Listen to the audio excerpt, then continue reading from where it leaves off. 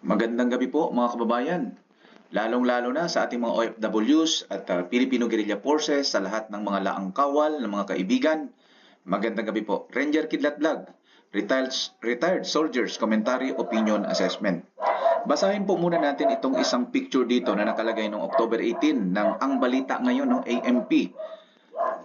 Ang sabi dito, tell me, and no offense to COA, meron bang confidential fund or intel fund na na-disallow? Wala, di ba? No receipts are required for confidential funds. It is in the circular. You read it. Attorney Rowena Guanzon, former COA Commissioner. Ang balita ngayon. Yun yung sinabi dyan. Ngayon dito naman sa bandang gitna, nandyan si picture ni BP Sara, no, yung humarap siya dyan. Dito sa kabila, AMP pa rin. Sabi dito, taxpayer, napagod magtrabaho, maraming kaltas sa sweldo, SSS, GSIS, Pag-ibig Fund, yung PhilHealth at iba pa. Pero itong tupad, napagod magwalis. Bihira lang daw, kuminsan hindi pa nagwawalis pero may sahod. Dito naman sa AKAP, walang ginagawa pero napagod pumila. Well, ando na yon. So, ang pang-apat dyan na hindi nilagay, yung mga politiko di umano. Karamihan ng mga politiko, hindi naman lahat.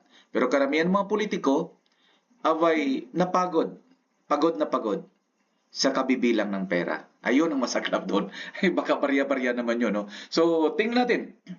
Mga kababayan, ang pag-usapan natin ngayong araw ay tungkol sa People's National Political Party na nung inumpisahan na natin, no, na may prinsipyong National Socialist Capitalism.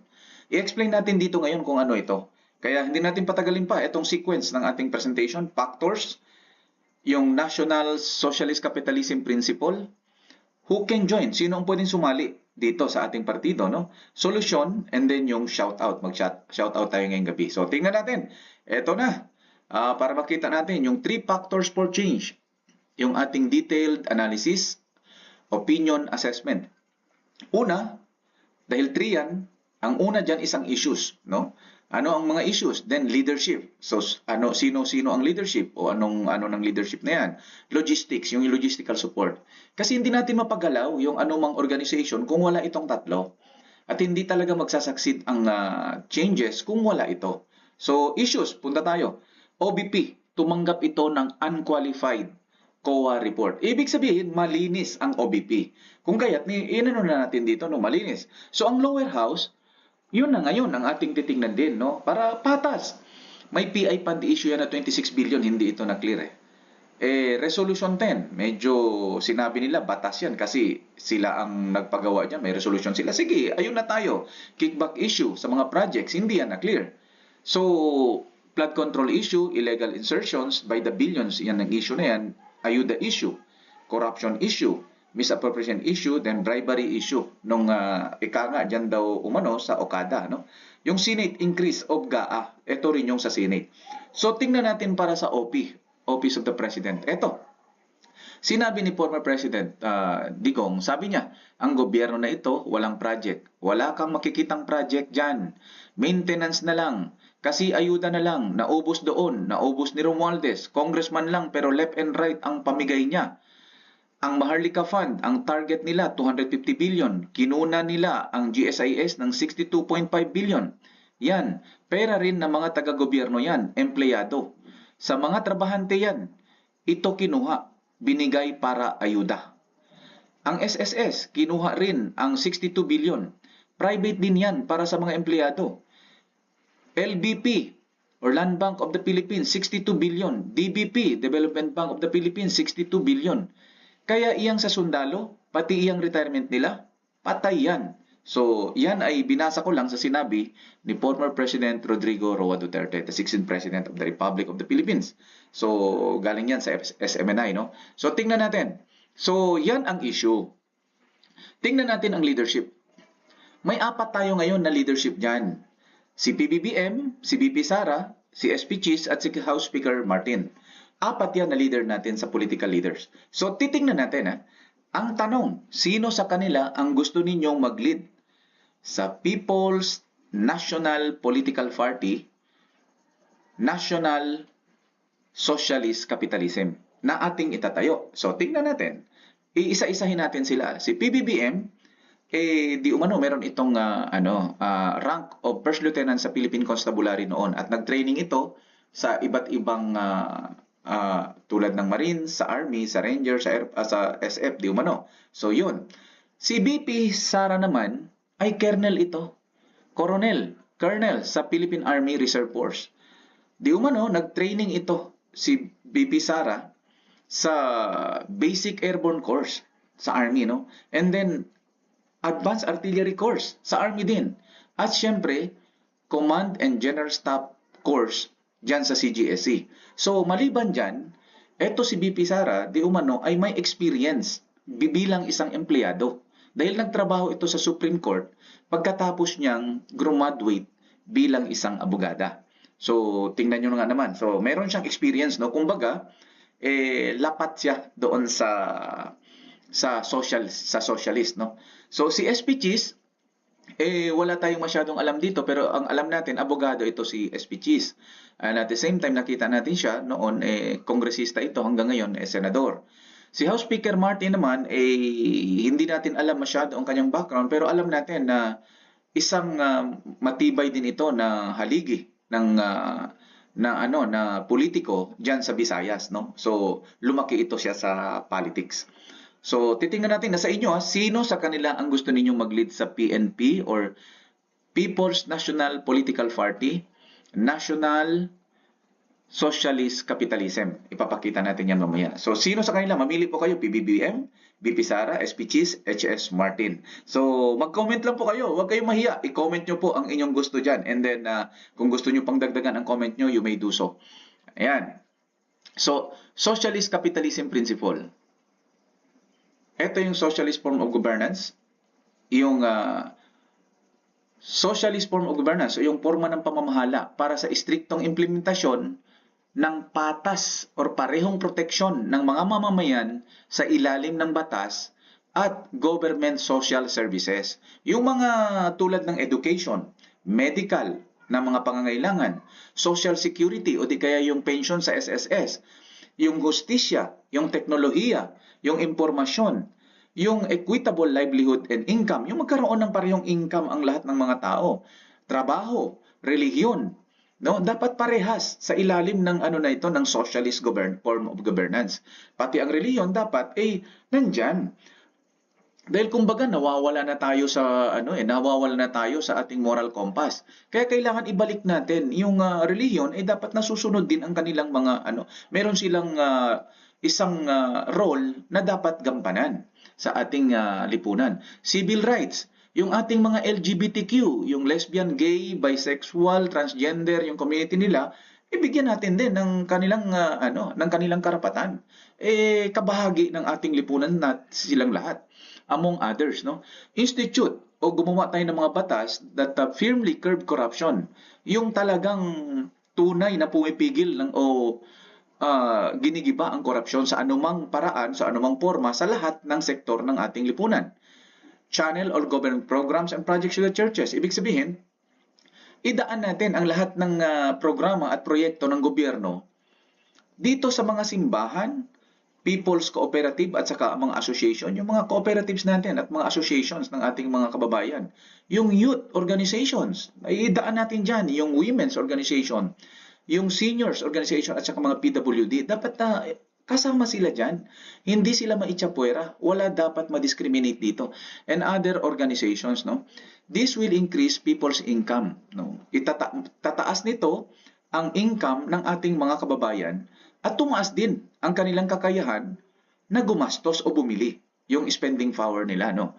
So, nang sa gayon, i-speed up din ito, pabilisan din ito ang economic activity, pabilisan din ito ang galaw ng ating ekonomiya sa lahat ng komunidad at sa buong bansa. So, ang tema nito is to protect the interest of the people and the state. So, proteksyonan nito ang interes ng ating mga kababayan at ng ating estado. So, yun ang socialist form of governance.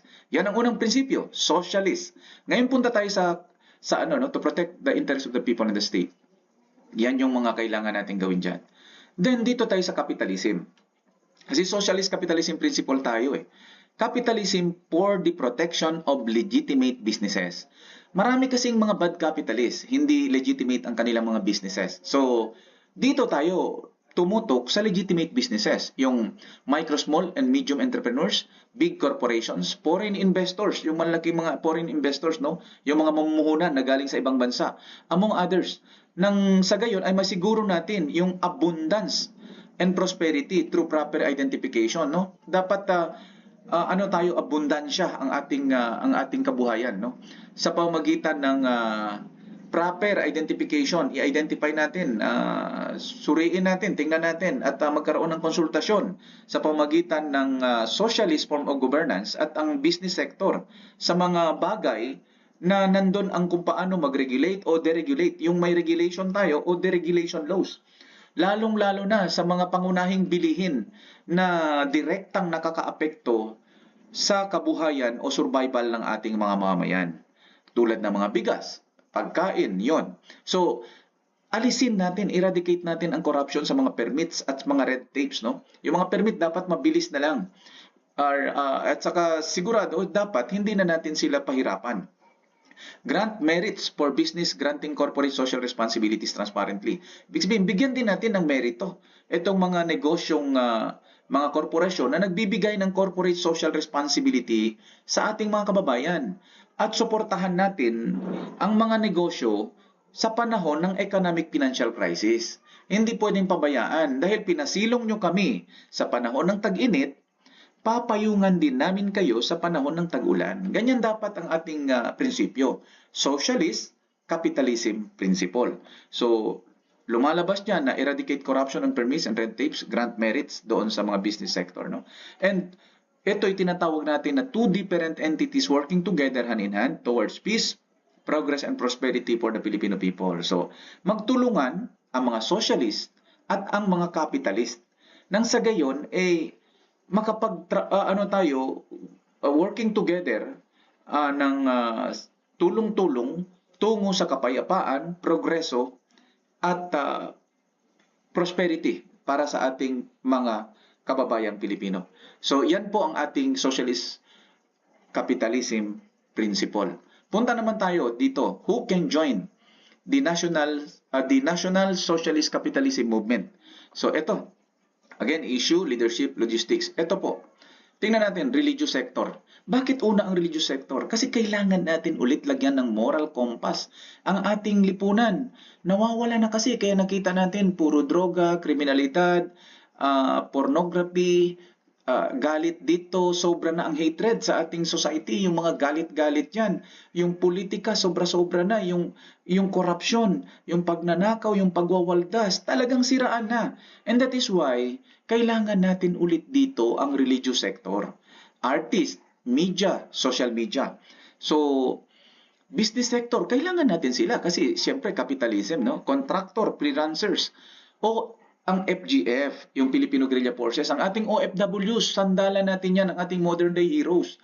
So, ang ibig sabihin nito, mga kababayan, pagka kayo ay nandyan, mga OFWs, atin ito, partido natin ito. So, all private employees, farmers, fishermen, traders, laang kawal, barangay health workers, medical, dental workers, teachers, academics, retired, active, no? All government workers, barangay officials, TODA, JODA, at other labor groups, MUPs, retired and active, survivors, dependents, court agents and employees, all engineers, scientists, IT sector, all rebel returnees, MN, NPA, etc.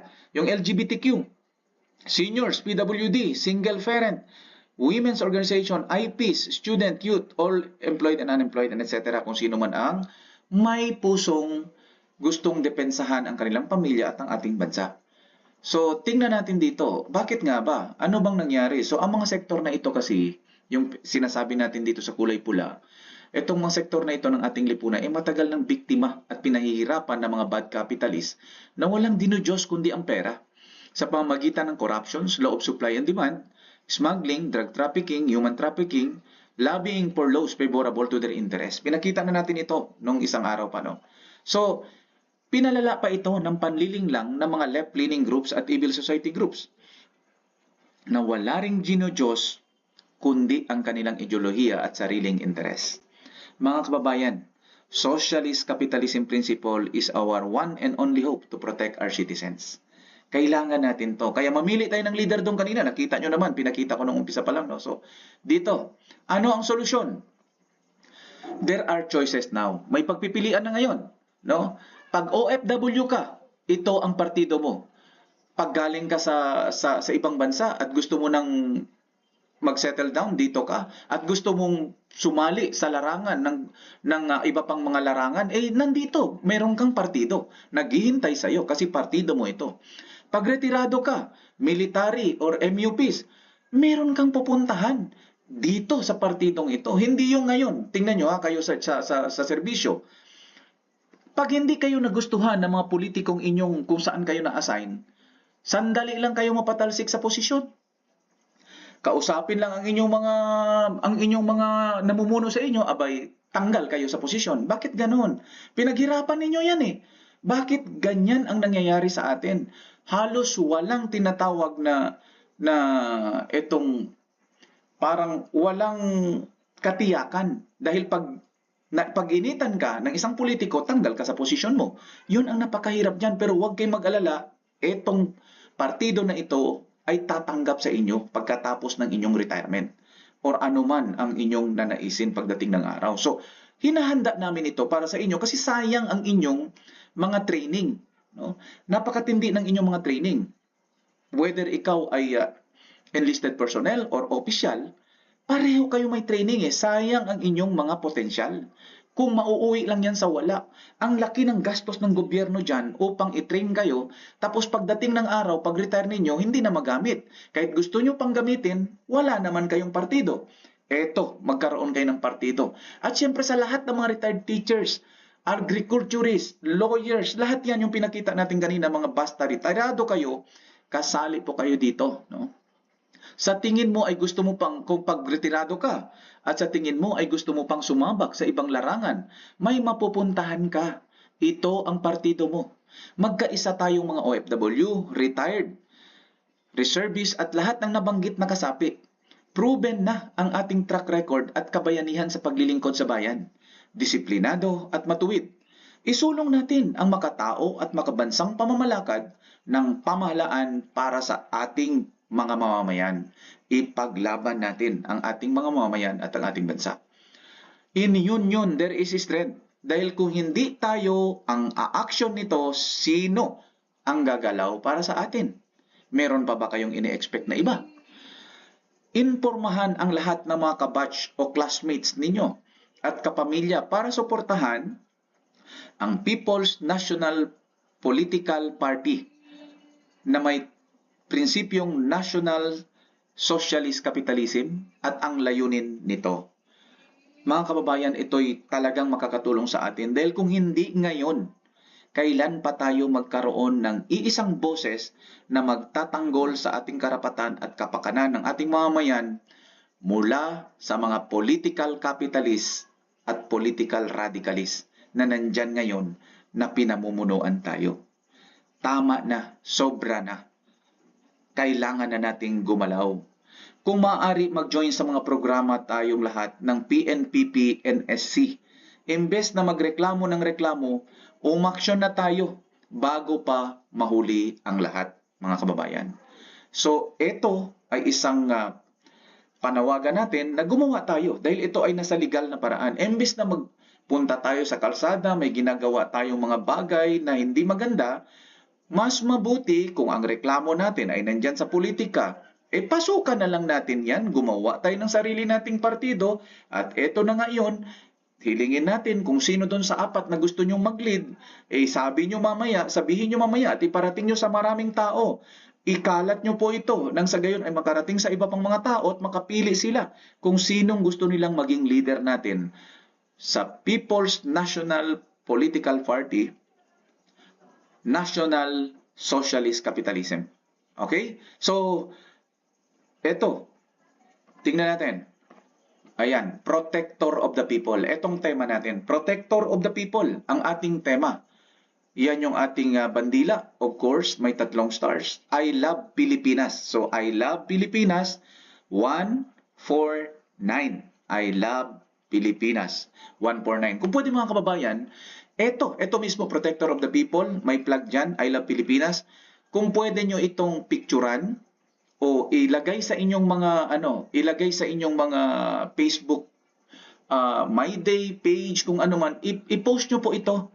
I-post natin ito na kayo ay sumasang-ayon sa movement na ito ng Socialist Capitalism Movement, Protector of the People, I Love Pilipinas 149. So please, lahat na nakarinig, i-picture nyo ito, i-post nyo ito, at ipasa-pasa nyo ito. Ito yung Protector of the People, I Love Pilipinas 149. Ito yung PNPP, NSC, People's National Political Party, National Socialist Capitalism. Ayun, so ito nga, pangalawa, pwede nyo piliin sa dalawa dito kung alin dyan. Yung isa kanina at saka ito. Nasa inyo na yan kung alin ang pipiliin nyo. So again, Ranger Kidlat Vlog, Retired Soldiers Comment Opinion Assessment, PNPP NSC. So real talk lang, yun yung pag-usapan natin. No? Shout out to the following, Makabayan Metran TV, Filipino Guerrilla Forces TV, Pinoy Survivor. Siyempre, si Ma'am Queenie Gulyem, nandyan yan. Lahat ilabas ko na lang. Hindi ko natatawagan ang inyong mga pangalan isa-isa dahil medyo hahaba na naman yung ating vlog. So ito, again, pinakita natin dito. Ito. Ayan. People's National Political Party. Iyon ang ating itatayo. So kung sang-ayon kayo, ito. Shout out to the following, Makabayan Metran TV, Filipino Guerrilla Forces TV, Pinoy Survivor, UKSLTM, DIYKKB. Ito, bago, kaibigan natin to. Huwag niyong kalimutan, si Waray Waray OFW Talk Show. Panoorin niyo po siya. Lahat po na nanood dito sa atin ngayon, please, supportahan po natin itong lahat ng ito. Especially, si Waray Waray OFW Talk Show. Mga kababayan, talagang tumutulong din po sila. Ang grupo ni Waray Waray OFW Talk Show ay tumutulong po sa ating mga adhikain, lalong-lalo na yung para sa bayan, hindi lang para sa kanilang sarili. Actually, itong si Waray Waray OFW Talk Show ay isang OFW na nasa Spain. So, suportahan natin sila. At nang sa gayon ay magkaroon tayo ng continuous communication at tulungan bilang mga Pilipino. So, si Unfiltered Thoughts by Telma. At syempre, hindi ko kalimutan si Teacher Janice. Teacher Janice, na-shout out na kita. Talagang number 1 ka dyan sa taas. Natakalagay ang pangalan mo. So, si Rain Winter at ang iba pa dyan, shout out pa rin sa, tingnan nyo na lang inyong mga pangalan. Si Ma'am Queenie Gulyem, Mamila Sumaylo, Sir Cecilio Mertalla Jr., nandyan sa UK, United Kingdom. Of course, si Ma'am Lynn Firm. Good evening to sa iyo, Ma'am Lynn Firm. At sa lahat, tingnan nyo na lang po ang inyong mga pangalan. Hindi ko nababasa lahat. Si Ma'am Mary Don from Arizona, NPG from Davao. Of course, Sir Orlando Sabala na talagang masugid nating taga-subaybay na mula dyan sa Australia. Sir, napakahusay ninyo. Thank you very much. Snappy yan si Sir Orlando. At ang iba pa, Jeronimo Boy Cupasos. Ayan, Commander My Love of Deputy Supremo FGF. Sir Colocoy, so andyan lahat ng pangalan, no? Ayan, si Chris Tumabiene, Mycom Sports, si Uniros Esquivel, si Mer, no? Yung Mer, mga kasamahan natin dyan, at iba pa. Si Henrik Abad, ayun. Si Kuyang, ayan, mga kaibigan natin. So, eto pa, Jason Santos, Tina Roa. So tingnan nyo na lang po ang inyong mga pangalan. No? Next time ay siguro babasahin ko na ito. For now ay ganito lang muna. So mga kababayan, yun nga ang pakiusap natin. Kung pwede po,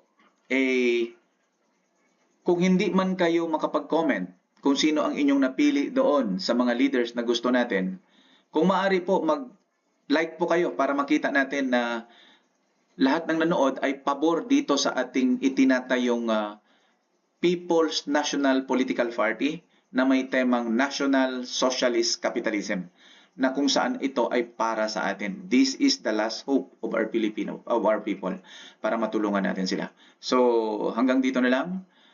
Maraming salamat sa lahat. Mabuhay ang Republika ng Pilipinas and God bless everyone.